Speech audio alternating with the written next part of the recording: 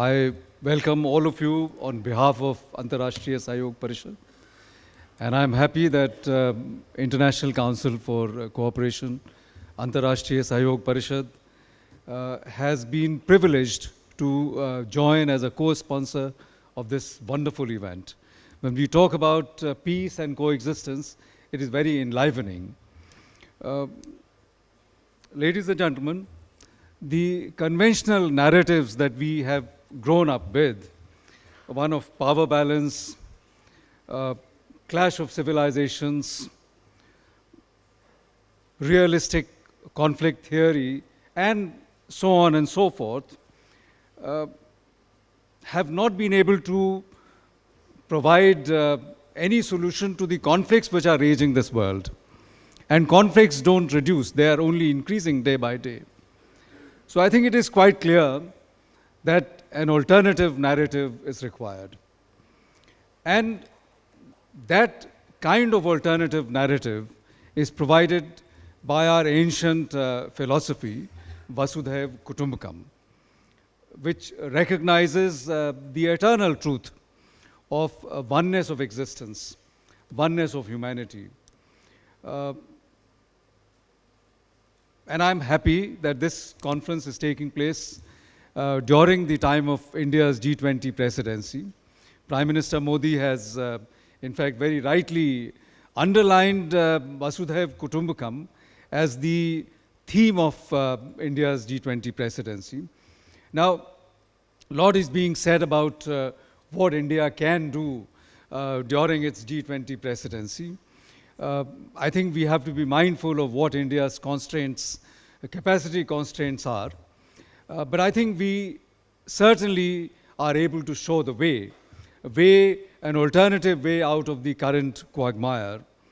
I will also emphasize that this philosophy, which recognizes that world is one family, is by no means unique to our nation. We shouldn't be presumptuous in believing that we are the one who are going to give this very important doctrine to the world. There are other nations, other civilizations, which duly recognize this concept. In South Korea, Honging Ingan, which basically means that one has to live for the greater good of humanity. South Africa, where I lived for some years, in fact, very well recognized concept of Ubuntu. I am because of you are.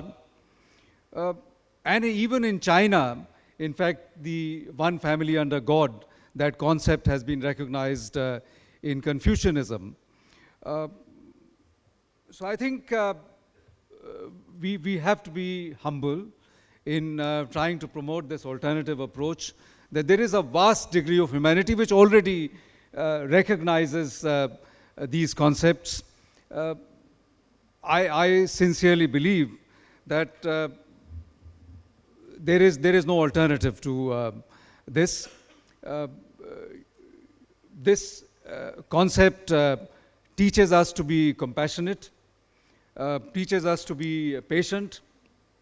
And although being a hardcore diplomat all my life, I do understand that in international relations, there is no place for compassion. It's very hard-nosed pursuit of national interest.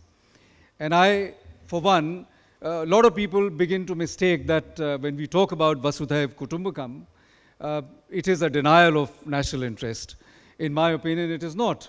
In the same manner that a human being cannot be expected not to pursue his self-interest, his basic human instinct.